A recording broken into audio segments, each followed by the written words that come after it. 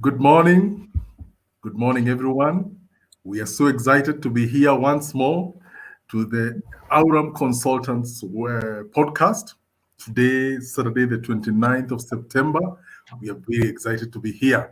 And we have a tremendous topic that we want to discuss, a topic that we believe is pertinent to this particular time that we are in, the topic of employee wellness, something that both employers and employees would want to hear. We welcome you all to come, give your comments, your thoughts. We welcome them all. My name is Anthony Kuria. I'm a director at Aurum Consultants, and with me is Zipporah. Zipporah is also here with us, and our HR specialist, Martha Thuku, a HR manager with a leading NGO. Welcome, ladies. Thank you. Thank you. Yes.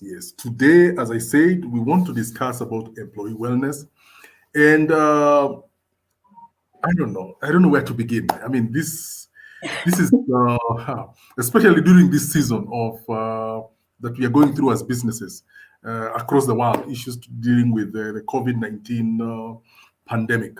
And I will start with my co-director, Zipporah. Let's start with the idea. What is employee wellness? Could you kindly give us an idea what it will be? I think that is a very wide subject to discuss, but I will give it a very brief description in as a simple way as I can. And I would say employee wellness programs are initiatives employers can come up with to ensure the well-being of employees. So basically, what is it that we are doing as employers to ensure the wellness, the health? Employees are well taken care of in terms of their mental health, in terms of their overall health. And that is how I would describe it in a very brief way. All right. Martha, we would want to hear, how do you, in your point of view as a HR specialist, what do you call employee wellness? Okay, thank you, Tony. And as Zipporah said, it's a wide topic. And you can remember back then, initially, wellness was not really a word used in most organizations, except maybe the international ones. There's a podcast I watched on someone called Dan Retta, and he had just a quote: "Wellness is not something that you just hear." But as we have come now, and especially in the latest days, wellness is paramount. So to me, employee wellness, it's really an active process of an employer making conscious choices of supporting their employees towards a healthy and fulfilling lifestyle. And that's what I would call it.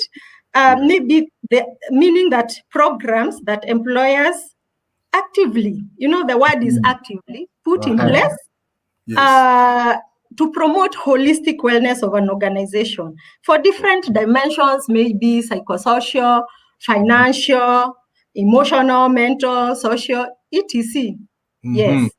Yes. Wow. So conscious, deliberate programs made by employers or made to cater for employees' mental, physical, health in their wellness.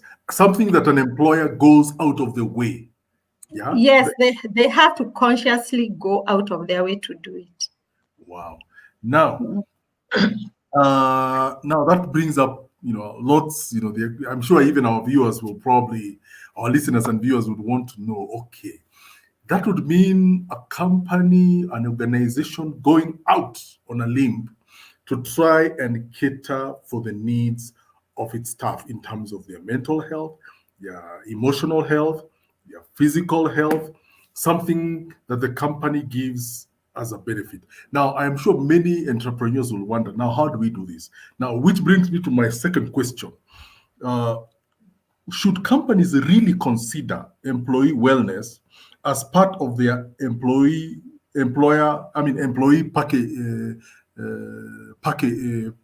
package offering?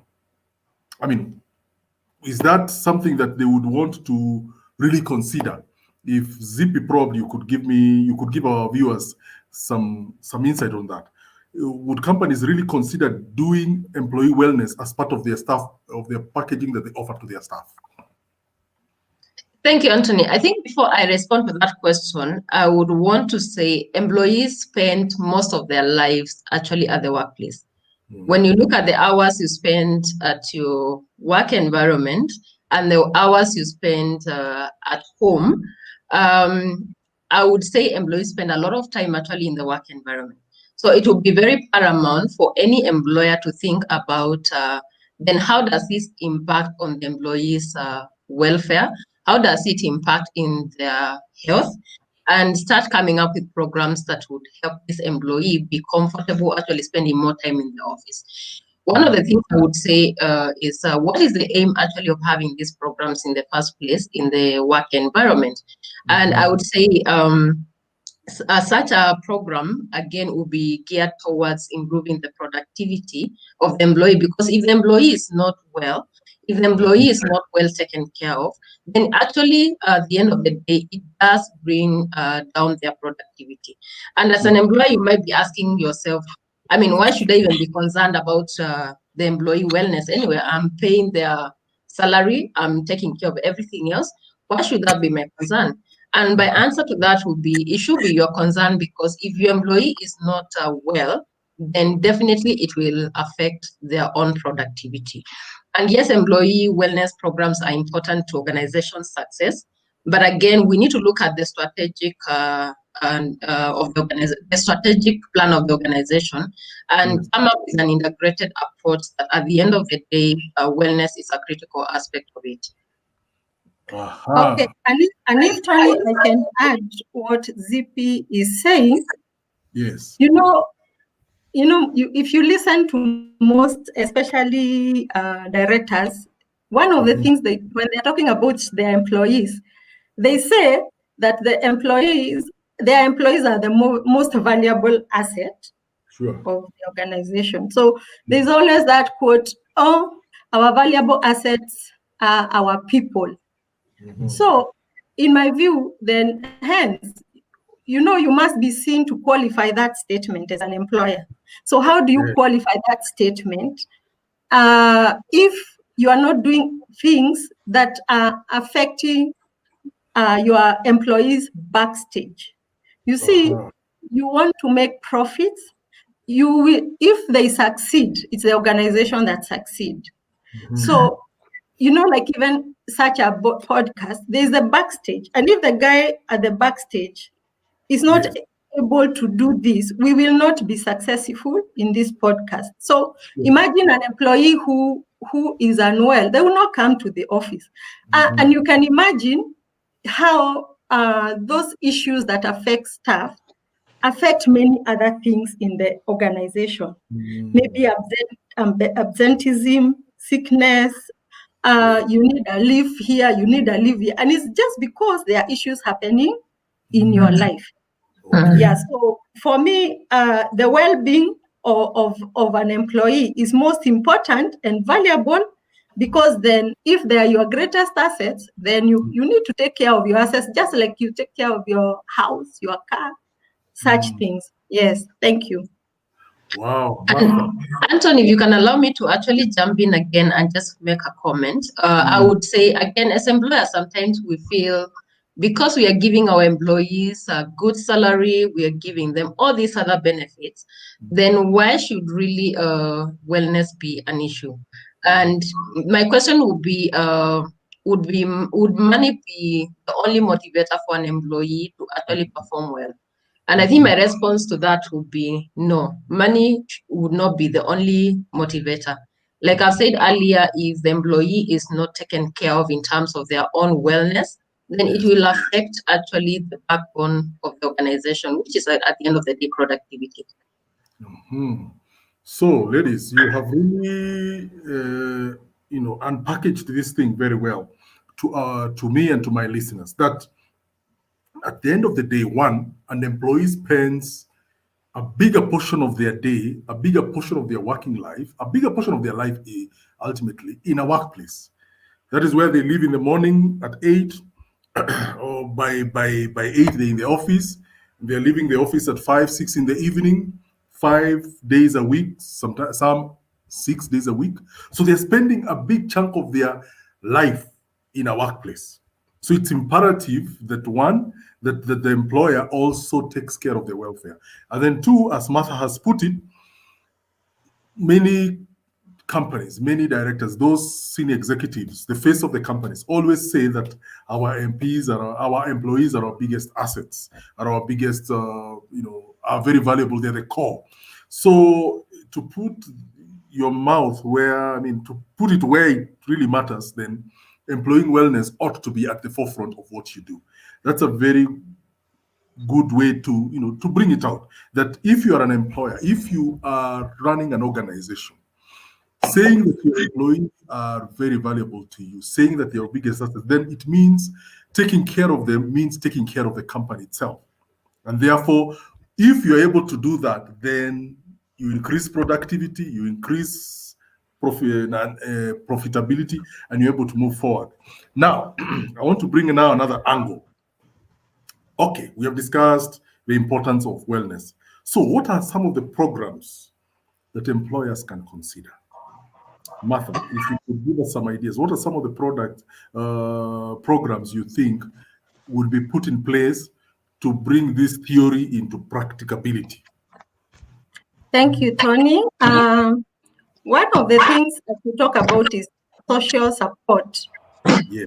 Employees can get assistance from trained professionals such as counselors, psychologists, etc., to help them navigate such challenges that they might have. And these challenges can range from this support can range from emotional support, family issues, etc. And even as I speak right now, my current employer, LVCT Health, we actually have such trainings and such support for, especially now, there has been a lot of mental issues, and we have very able counselors all over the world, all over the country. We have been hired by various organizations to just help their staff through this. So our numbers are given to their staff, and they're able to call any time of the night, day, and their families. So so we have to be able to support our staff through such social issues. The other thing then we can do is health coaching. People need to lead better lives as far as nutrition is concerned. And maybe the employer can have periodic health screenings, like cholesterol screenings, BMI, diabetes. The other things we can do is financial support. So Sorry for that. We pay our staff salary, and you find for most staff, you can say that the salary for last month and the salary for this month, they don't meet in the bank. And it's because someone doesn't have financial advice. Yes. And like currently, people are losing jobs. There are no jobs. So advice on how to manage your money is very important. The other things we can do for our staff is legal advice. Usually on issues concerning maybe writing your will, or there are some next of kin forms that we fill in our staff. They're in the HR admin office, and people feel that should ABC happen to me, this and this and this should happen. And if you talk to many HR managers, and some are even listening, that area is a challenge, because when employees are just filling that form, they feel like it's one of the HR forms. And it's not, because should you then not be there, whatever you have written there, that's how things will be appropriated, including any money and benefits. So you need to know how to manage your estate. And many other, and I'll let Zippy add some more. Thank you so much. All right. Thank you, Martha. Zippy looks like she's off his back. Zippy, probably you could give us some ideas. What are some of the programs employers can consider? I think Mother has actually well put it up in terms of some of the programs we can do. And sorry, we have a bit of background noise. It's called working from home. We have to find a way of interacting with our children as we work. But one of the ways I think employers can consider, and there are a lot of actually cheap ways that don't have to be necessarily expensive, but there are ways that are effective in terms of just having programs that work. Oh, sorry.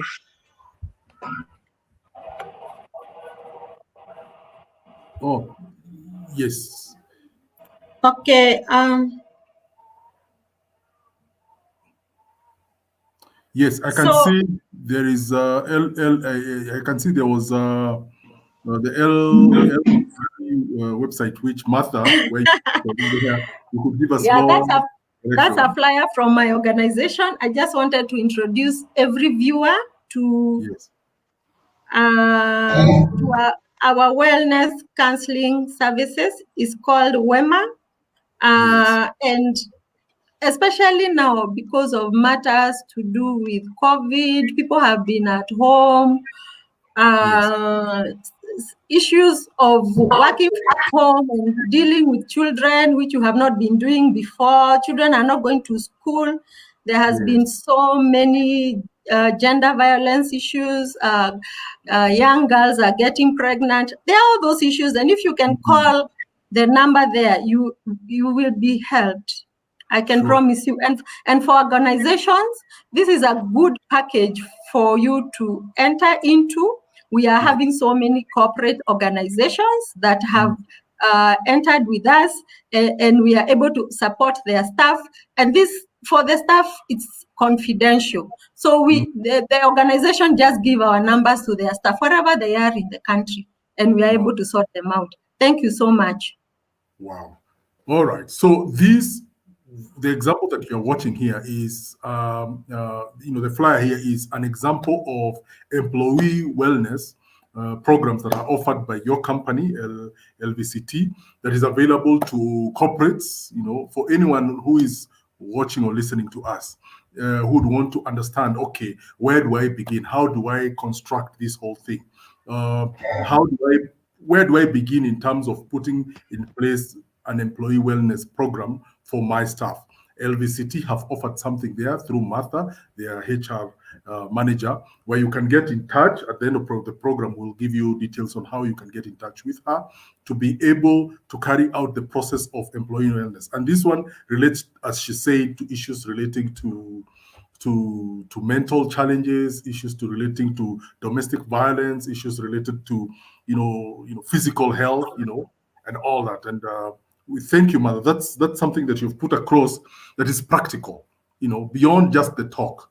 There's the issue of, okay, as an employee, I'm working, I'm stressed out, my salary has been reduced by half, or been forced to go and work from a very far place from home, and because I still need this job, so I'm distressed. How is my family doing? How is my spouse doing? How are my children doing? How do I commute? How do I handle this emotional stress of not getting ill while going to and from work? All those issues are things that come up that inevitably in the cost of living, employees and employers get stressed out.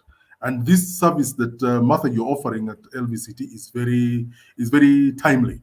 And we want to appreciate also our listeners.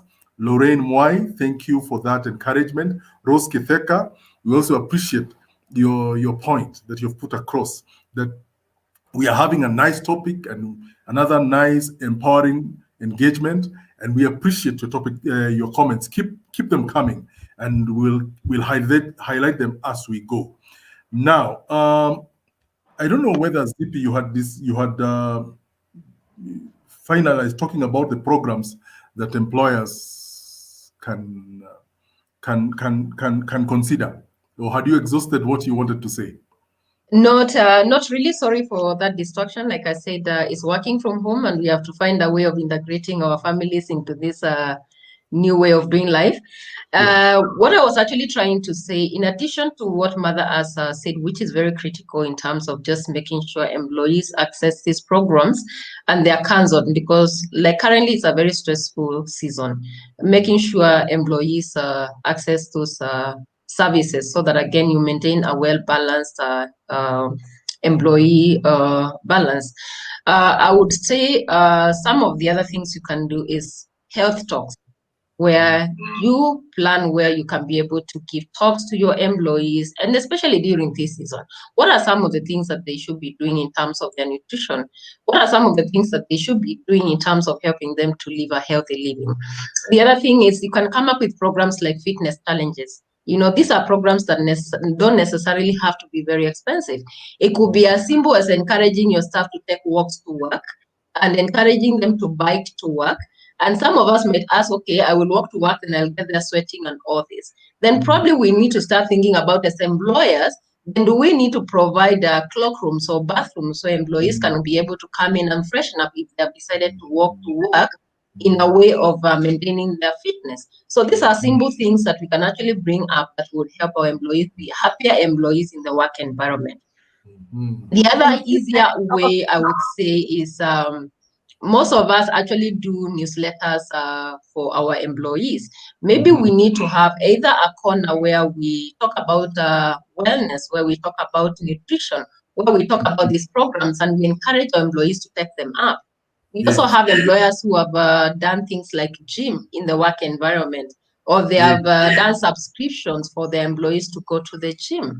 Again, this might be an expensive way of doing it, but again, there's a lot of other easier ways or cheaper ways as an employer you can actually consider. It could be sports days. It could be, fitness challenges. The other day I saw with one of my clients, and these employees, it was very funny, and they came up with their own way of just challenging each other, and they were doing 25 press-ups every day for 25 days.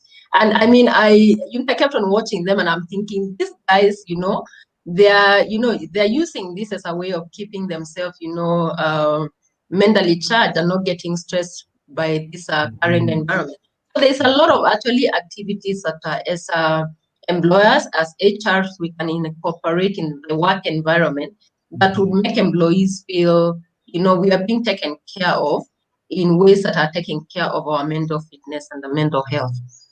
And Tony, if I can add, he is saying, yes, to be specific, like even from the employments I've had so far, the minimum should be medical.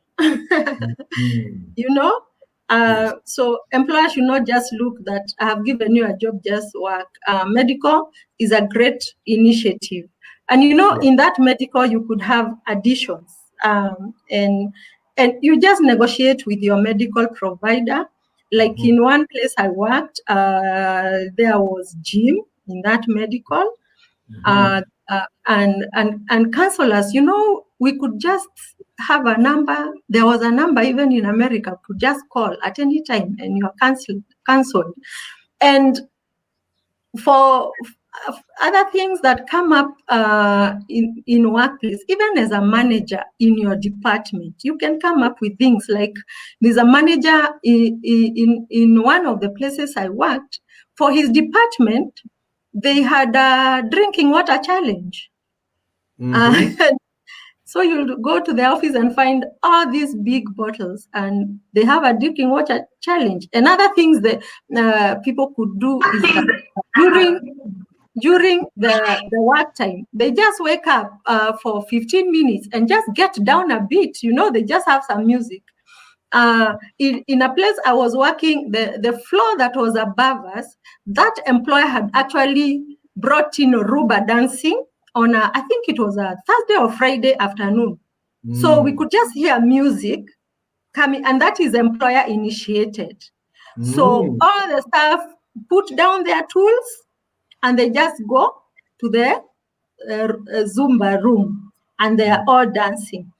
So some nitty-gritty things you can do that are so what is the word? To you they could look small, or maybe you would say that there's no budget. But remember, as we said about the staff, your workforce is your best asset. They help in retention strategy. They help in low levels of absenteeism, and you find teams are cohesive. So what would make you spend money is the gain you will get from your staff after those things. I worked with an NGO. I've been in the NGO world for a while, and that place I was working, my manager was like me, very passionate about staff. And because of the initiatives, that's where even we had a gym and very many other small initiatives. There was this organization that was looking for organizations that are called a best place to work. And they will not come and ask the managers. They went to the field and asked staff. So for us, we just saw people come in. First of all, we got a reward that we are one of the best places to work. We thought, wow. And then my manager then was made to lead the organizations that are best place to work, and it was a worldwide thing. So they had calls, and every week they were deliberating, and our organization was chosen to be the best place to work. So you can imagine, in the field, everyone wanted to work with us. So those are some of the things that would make you spend that extra coin that you think it's expensive. Thank you very much. Wow. And very Anthony, I actually like what Mother has said about that employer who bring Zumba in the office, and I would equate that to what we would call a happy hour, where, just for that 1 hour, everyone puts their tools down and they do something that is exciting. It's not about the work. It's about, just getting out of the norm and just being excited in whatever is happening around us, so that it's not just work. And at the end of the day, like Mother has said, and that is very, very critical, it's about what you get out of all this. What is the goal at the end of the day? What is the strategy at the end of the day? You want to retain these employees. You want to have happy employees. And the truth is, a happy employee will give you their best. If they are not happy, if they are stressed, then as an employer, you will actually reap the same benefits, which are negative benefits. So again, it's in our best interest as employers, as HRs, to invest in these programs. I read something somewhere the other day, and it was about, put a note in the elevator. Remind people to take a walk down the staircase, not to take the lift. Something as simple as that. You have put a note there, and it's a constant reminder. Is for your benefit to actually walk down the stairs. Because when you go into a building, you have to walk. When you have to go 3 levels in the building, you're thinking it's too far. But think about it: if you are to take those steps every day, up and down, that's a lot of exercise for you as an employee. So again, these simple things that we think that don't add value, they add a lot of value. And like I said earlier, there's a lot of easy and cheap ways to actually make this work for you as an employer or as an HR.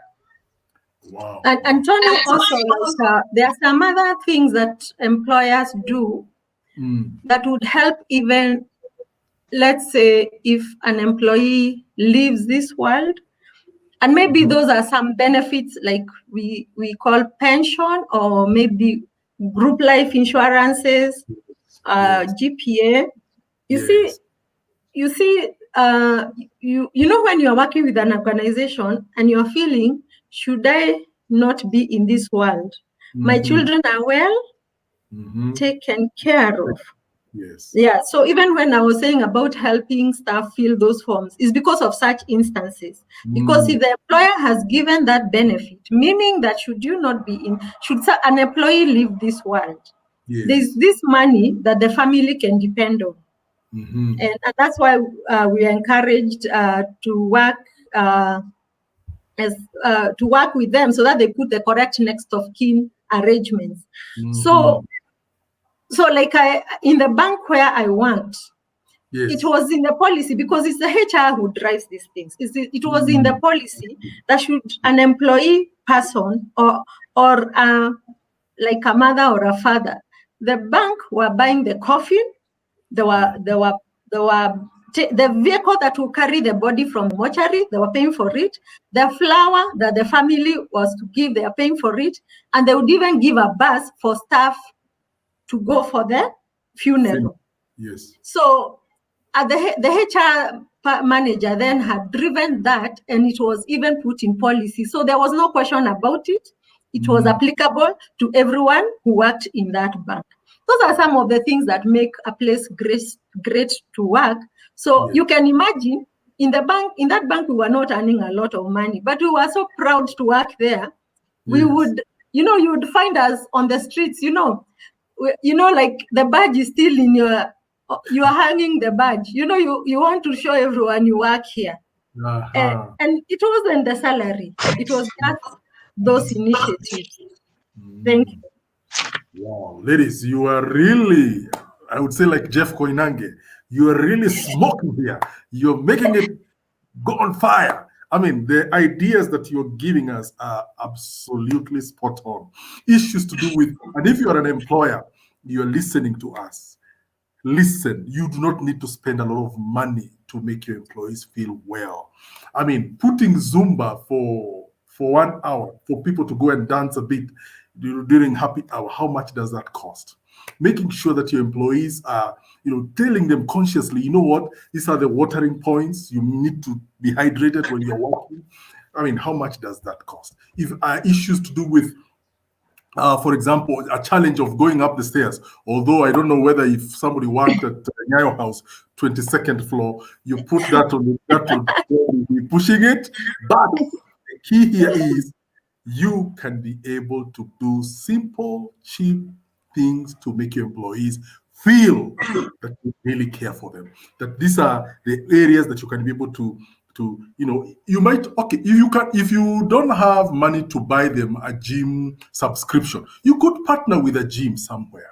Agree with the gym. Look, my staff will be coming here. Let them come for a subsidized rate, because there are probably 10, 15 of them. Let them come here for a subsidized rate, and they'll be able to exercise, from doing weights to aerobics. I mean, there are many, many ways a business can be able to encourage its staff. I like the comments coming in. Don Ombeka, thank you for giving us your thumbs up. Shali Nyamori, you've asked a very interesting question. How can an employer help his staff to have great marriages? Wow. Now, I think that is kind of what LVCT are doing, helping with issues to do with mental challenges, issues to do with emotional well-being, because somebody who goes to work having an emotionally strong, emotionally focused, is able to focus to work better, to produce better. Shall we appreciate what you say, that you're working from home? As you can hear the disturbances, indeed, working from home has its own challenges and its own blessings. Thank you. Now, the fourth question. Anthony, allow me to actually respond to that question from Charlie. Sure. How can an employer help his staff to have great marriages and to be great parents? I think one of the things that we need to appreciate, number one, as employers and as HR managers in the workplace, is a community. This is a community that we have created, and where there's a community, we have to find solutions that are well-rounded.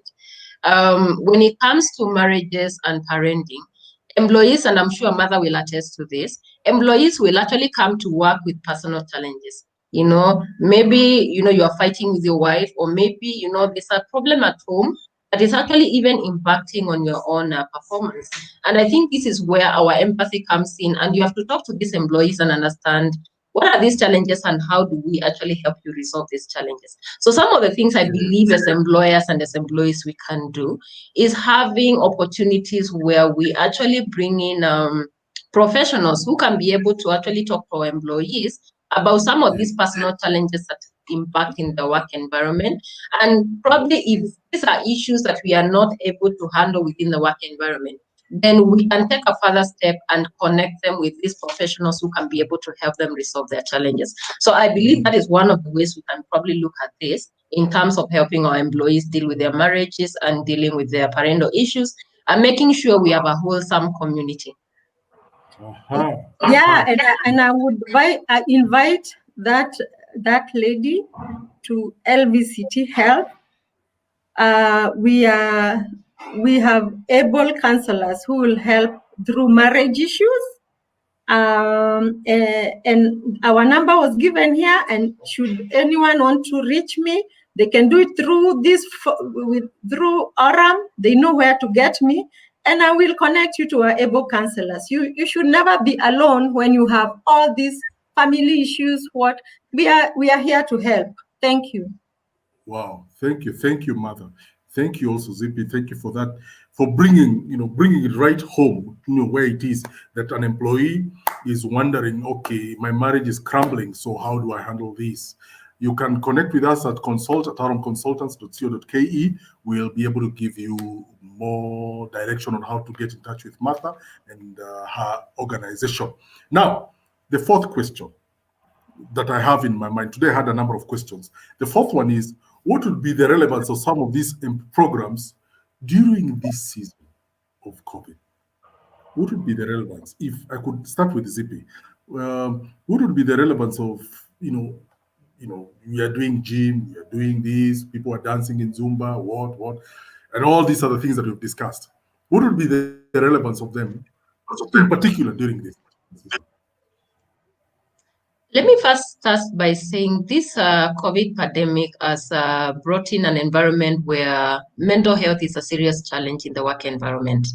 And we have to be very aware that we have to be active in trying to make sure employees are taken care of during this season. Just by the mere fact that my salary has not been affected doesn't mean that I am not stressed, because I can't go out the same way I used to go. I can't do things the same way I used to do. And this brings in, stress issues. There are those employees who have been affected by this COVID, and probably they have lost half of their salaries. They're not earning the same way they should be earning. Or maybe their spouse has lost their job, so they are stressed. So it goes back to the things that we have discussed at the end of the day. Businesses have to remain afloat. And for the business to remain afloat, you still need these employees to actually give in their best. But are they going to give their best if their mental well-being is affected? If we are not going to think about the simple ways we can help them overcome the challenges of this pandemic, if we are not going to help them understand how then do I incorporate the working from home environment with my daily duties and just get my work done without carrying all this stress that is coming along with this. True. So there's a lot to think about in terms of us wanting to maintain business continuity and ensuring our employees are well taken care of. Because you have to remember, when the pandemic is over, it's going to be over soon, you need to still have wholesome employees. So you don't want this pandemic to be over and you are moving on with your business, but you let your employees a year ago, they're trying to do catch up and they are never to catch up. At the end of the day, the truth is, it will affect your business and it will affect your business negatively.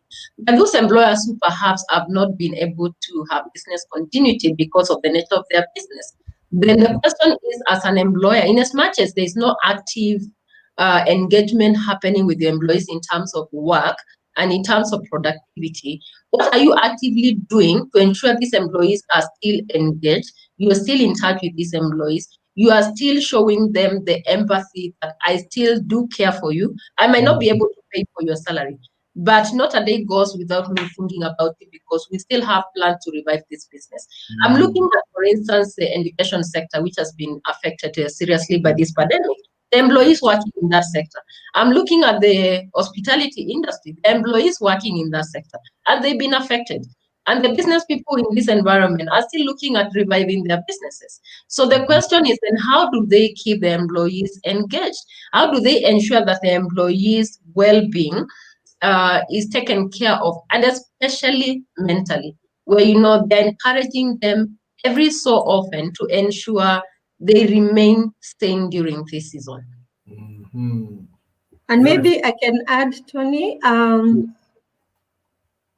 from my point of view, employee wellness now is more relevant now more than ever, especially with this COVID-19 season.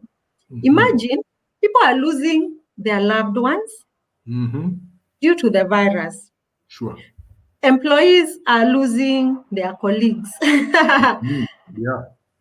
Lockdown, especially the initial lockdown, meant that you stay with your family indoors, and some people are not used to that, and that's where we found so many, especially gender violence issues, just because of that lockdown. The man kind of, in the African culture, the man wakes up to go and find. The man doesn't wake up to sit. So the woman is trying to clean and the man is just there and asking for food when it's not even eating time.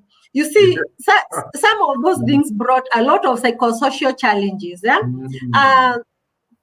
So that stress needs to be managed, and gender violence needs to be managed. All those teenage pregnancies that came about with this makes me think that for now, employee wellness programs, organizations need to up them to be able to help with the employees. Say COVID is going, and I'm sure the curve is going to go down. Yes. But you can imagine, even the employees who will go back to work are employees who are already wounded. Yes. So we need to think differently about these employees. Yeah, thank you very much. Wow, that is really pertinent. Pertinent both from you, Zippy, and Martha, that the issues concerning COVID right now makes this particular subject even more important. Whether or not you're on operation or you've been forced to close down, as we said earlier, just empathy with your staff, even if you've closed down and they're out there, you don't know what they're doing, they're not receiving a salary. A text to them, a call, a WhatsApp text, a WhatsApp chat or an SMS, finding out how you're doing. Keep holding on. We believe we'll be back. You've got to remember, beyond the salary, as Martha, you said, beyond receiving the salary, the fact that they know that their employer cares for them, and that their employer is saying that we will resume. That also helps them a lot. Helps somebody to know, okay, right now we don't have a job, but we believe that we will get back to work. Or right now we are being paid half salary, but at least my employer takes care of me. And even on issues now related to the lockdown, losing a loved one, losing a parent, losing a colleague, that can be very destabilizing. And it's important, beyond the empathy, as Martha, you've put it, there are also other solutions that can be sought out. We welcome the comments that are coming in. They're coming in thick and fast. We thank you, Catherine Washika. We appreciate your nice comment that we are doing a great job. The Power Talk is enlightening. Keep bringing the comments. We appreciate them. If you have questions, shoot them. We would love to find a way to answer them as we continue with the podcast. Now, what would determine the success of such an initiative? Let's think about it. What would you as HR specialist consider success with the initiatives that you've put? Martha, if I would start with you. Let me just say, success of such initiatives will start with, one, an empathetic HR lead. You see, directors, and especially for me, I've worked mostly in NGOs that are led by doctors, and I can tell you that I'm sorry to say this, but really doctors don't have that kind of. I think they have seen so many sickly patients who are dying, so it's like a norm to them. Also, you'll find that mostly the directors think more of work than employees. Yes, and then they also think budgets. So at the end of the day, the HR should be empathetic to be able to drive this thing. So what does the HR do then to be able to convince the managers? Because that is the only way we can have successful employee programs. These suggestions must be data driven. Just because we have had this podcast, the HR manager listening to us can't just go and tell their director, we need to put a gym. So, like for me, especially in the NGO, what I've done before, the NGO I worked with was mostly, it had even remote places. So I went and got data. Like a remote place we were, I just did data. One day I visited that place and I found, as I was being driven to my hotel room, it was late at night and we were dropping also some stuff. And the place where they entered, and this is where they live, I thought, where are our staff going? And I'm telling you, by the time I got to the hotel, I was crying. Wow. So I remember calling my manager and saying, you should see how our staff live here. So she was also very empathetic like me. And we looked for data for such organizations, our comparators who work there. What have they done to their staff? They had given housing, like a guest house. Okay. And so we were able to get data. We got such and such an organization. All of them actually had guest houses except us. So that is data we were able to put through. And our directors could not say no. And we got a nice guest house for our staff. It even had it was a cool place because that's a very hot place. So the next time I visited, I found our staff are happy. The house was just next to the office. Then they had come up with this lunch program. So for the house, we provided a fridge, a cooker, all those things, beds and all. So they came up with a food program because that place is only meat that they can eat. So they had a food program for lunch where they could eat greens. They were very expensive, but someone would cook for them. They go for lunch. So you could even find that they are very healthy. So at the end of the day, that is a HR initiative to have data driven. Also, when you are introducing such a program, right now, if you don't have it, first do that data. Also do a monkey survey with the staff. Because also that will inform you the needs that you might need to tackle so that you know which programs am I going to use, because you can't use everything we have said here. You need to pick the one that your organization can afford, that fits within the budget, and it will be reasonable even to the director's ears.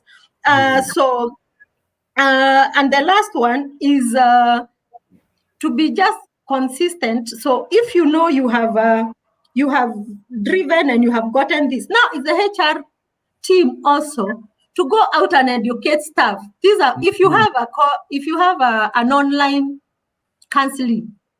How will a staff know unless you are the one now training them that should this happen? Please train even your family, train your wife, train your child. If they suffer this, they can call this number. So for me, those are some of the initiatives that could drive such make such wellness programs successful. Thank you. Thank you, Martha. Those are very thought-provoking ideas. I mean, HRs, if you're listening to us, those who are in such organizations, remember you are the drivers. You're the one to initiate, because as Martha has put it, the seniors, they are looking at budgets, they are looking at strategy, they are looking at profitability, and unless somebody tells them, that won't happen. Zippy, what do you say? I think Martha has put it very well. Data is very key, and for HR managers, it's up to you actually to drive the agenda. but you have to have backing on it. The boss is actually looking at solutions. They don't want to think about the solutions. You are the one to think about the solutions and how you are going to drive the thing. The other way is you have to look at how you're going to measure the effectiveness of this initiative. Because you're putting these initiatives in place, then you need to also have to find a way of evaluating them and see what is the impact of these initiatives to the business. Because that is actually what will encourage the employer to want to invest in more of these initiatives. And the other thing is, even before you put in these initiatives in place, you need to look at the strategic objective of the business and ensure whatever plans you're coming up with, they are marrying again with the objective, because what will work for company A will not work for company B. So again, you need to also look at the strategic objective. And the other thing is, of course, it's important for you to measure these outcomes and, create a success story out of it. Yes. Wow. I'd like to appreciate the comments from our listeners. Douglas Nyamori, my old friend, he has put it very nicely that it's probably important for employers to designate specific budget for employee welfare, in addition to remuneration, medical insurance, and all that, and to have something that tailors for the welfare, the needs of the of the staff, like the way Martha has put it. Mr. Nyamori there has put it very nicely, Martha, and I think that is where you were discussing about where you used to work, where you realized, the company does not need to supply housing for the staff, but looking at where they were staying and looking at the conditions they were staying in, the environment of the place they were staying, that a simple issue of getting them to get into a guest house rather than going to some shanties made a very big difference. What do you think? For business people, because most of us are SMEs, probably might not have a budget to be able to cater for all these things, but Martha and Zippy, are the solutions we talked about earlier, flexibility, issues to do with going, at least starting small, even if it is a welfare association where people can contribute in case a loved one passes on, the company can be able to contribute. Issues to do with sensitizing them on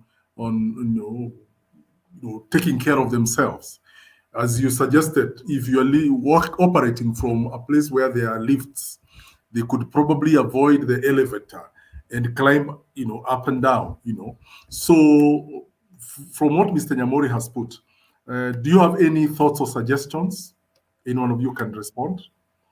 Yes, I do. My thinking is, as I said, yes, why it should be data driven, because you need to, first of all, check your comparators. The organizations your size who are doing the same thing, check what they are doing. And so this is where you push for, when they are budgeting, then they need to budget for ABCD. So that's why it is important for HRs to know the strategy and to understand the income of the organization, because they know they can be able to drive what can suit their organization, and it is affordable. So as I said, it's not everything we have discussed here that every organization can give. I gave an example of a bank because the bank could afford those things. That's what they did. I gave the organization of an NGO I used to work before, they could afford those things. We knew that they could afford having a gym in that remote place. And all they need to do is, when they are doing their budget, they budgeted for it. And so for the next year, it was not there that year, but the following year, the budget year, it was put because they could afford. And there are organizations who are equal to us who are doing that. And then our employees could see that those organizations are doing that. So why should we be different? And then the HR needs to have a hearing ear with the directors, because if you don't have a hearing ear and you're only doing what you're being told, and then you will not be able to implement these things. So somehow you have to find yourself in those meetings that deliberate on budget, so that you also have your HR policy to drive the budget planning, so that you don't have issues during the year. Every time you want something, no, it's not in the budget. It's not in the, you will have a very, very down workforce. But if you drive your policy in the budget, just know that you will be able to exercise these things without problems. And then it should be within the budget that the organization can afford. Thank you very much. Wow. Ladies, today we have a topic that, as I said at the beginning, we could discuss for the next 1 hour. Issues relating with staff, issues relating with employers, issues relating with big companies, issues relating with how small, nimble companies can be able to, you might not have the budget, but what can you do to be able to create a happy, contented workforce? Ladies and gentlemen, I think we are coming to the end of our podcast. I want to appreciate all our listeners, all the comments that have been sent. Keep them coming. If you find a way, we'll be able to answer them. We have our email address that has been at the bottom of the screen. If you have questions that you'd want to know, that you'd want us to answer, comments, our email address is at the bottom of the screen, consult@aurumconsultants.co.ke.